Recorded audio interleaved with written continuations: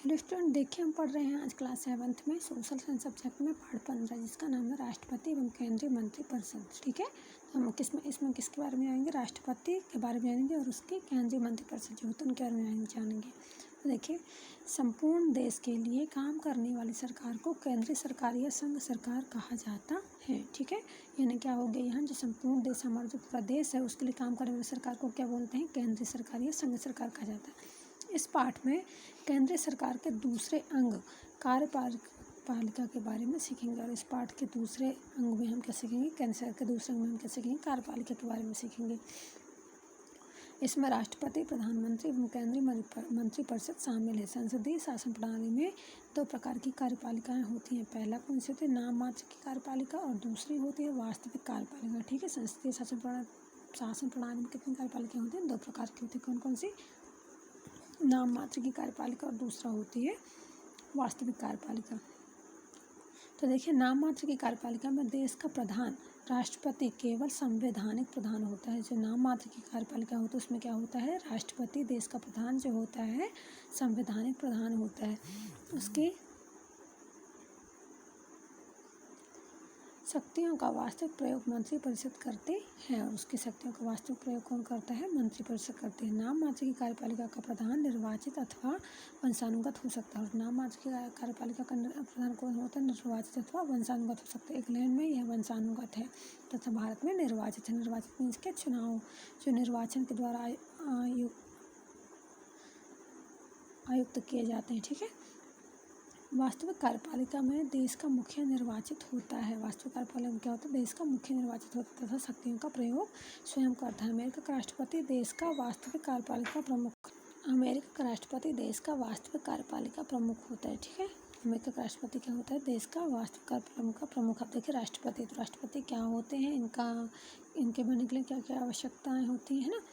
तो देखिए, राष्ट्रपति भारत के शासन का प्रमुख होता है। सरकार का समस्त कार्य राष्ट्रपति के नाम से किया जाता है। भारत का राष्ट्रपति बनने के लिए निम्नलिखित अर्हताएं आवश्यक हैं। यानी पहला कौन? हाँ, भारत का राष्ट्रपति कौन बन सकता है? जिसमें ये सभी गुण हो, है ना।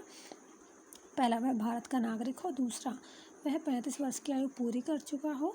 वह तीसरा पॉइंट है, वह लोकसभा का सदस्य चुने जाने की योग्यता रखता हो। और फोर्थ पॉइंट है तुम्हारा, वह किसी सरकारी लाभ के पद पर कार्यरत ना हो। आगे देखते हैं हम, राष्ट्रपति का चुनाव राज्यों की विधानसभा, विधान परिषद तथा संसद के निर्वाचित सदस्यों द्वारा किया जाता है। जो राष्ट्रपति का चुनाव होता है किसके द्वारा होता है? राज्यों की विधानसभा, विधान परिषद तथा संसद के निर्वाचित सदस्यों के द्वारा किया जाता है। इसे अप्रत्यक्ष निर्वाचन प्रणाली कहते हैं। कानून बनाने में राष्ट्रपति की प्रमुख भूमिका होती है। जो कोई भी विधेयक तब तक कानून नहीं बनता जब तक उस पर राष्ट्रपति के हस्ताक्षर नहीं होता। ठीक है, तो कानून बनाने की सबसे बड़ी अहम भूमिका किसकी होती है?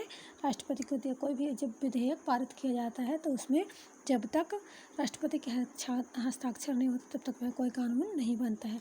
राष्ट्रपति चाहे तो विधेयक को पुनः विचार करने के लिए सदन को दोबारा लौटा सकते हैं। वे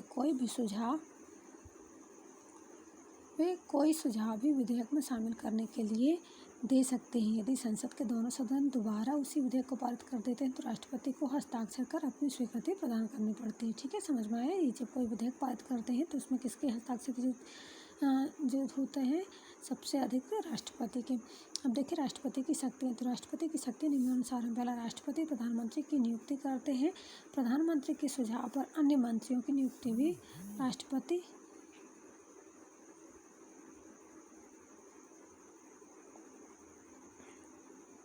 ही करते हैं। राष्ट्रपति प्रधानमंत्री की नियुक्ति करते हैं। प्रधानमंत्री के सुझाव पर अन्य मंत्रियों की नियुक्ति भी राष्ट्रपति ही करते हैं। ठीक है, राष्ट्रपति ही राज्यों के राज्यपाल, सर्वोच्च न्यायालय तथा उच्च न्यायालयों के न्यायाधीशों की नियुक्ति करता है। राष्ट्रीय मानवाधिकार आयोग के अध्यक्ष व सदस्यों की नियुक्ति भी राष्ट्रपति द्वारा की जाती है। जब संसद की बैठकें न हो रही हों तथा किसी विषय पर कानून बनाने की आवश्यकता पड़ जाए, ऐसी स्थिति में राष्ट्रपति अध्यादेश जारी कर सकते हैं। इन्हें कानून के सही समान मान्यता प्राप्त है। राष्ट्रपति देश के मुखिया हैं, अतः इन्हें क्षमादान का अधिकार भी प्राप्त है। न्यायालय द्वारा यदि किसी व्यक्ति को मृत्यु दंड दिया गया हो तो उसे राष्ट्रपति चाहे तो माफ़ कर सकते हैं या मृत्युदंड को या मृत्युदंड को आजीवन कारावास में बदल सकते हैं। ठीक है, किसके हाथ पर रहता है? राष्ट्रपति के हाथ पर रहता है। ठीक है, आगे देखिए कार्यकाल। तो राष्ट्रपति का कार्यकाल 5 वर्ष का होता है। यदि राष्ट्रपति संविधान का उल्लंघन करते हैं तो महाभियोग द्वारा उन्हें उनके पद से हटाया जा सकता है। अब आता है उपराष्ट्रपति। तो हमारे संविधान में उपराष्ट्रपति पद की व्यवस्था है। राष्ट्रपति यदि किसी कारणवश कार्य न कर रहे हों तो उपराष्ट्रपति उनके दायित्वों को संपन्न करता है। उपराष्ट्रपति चुने जाने की योग्यता राष्ट्रपति के समान ही है। इनका कार्यकाल 5 वर्ष का होता है। उपराष्ट्रपति का चुनाव संसद के दोनों सदनों के सदस्यों द्वारा गुप्त मतदान से किया जाता है। ठीक है, उपराष्ट्रपति राज्यसभा के पदेन सभापति होते हैं। वे राज्यसभा की बैठकों की अध्यक्षता करते हैं।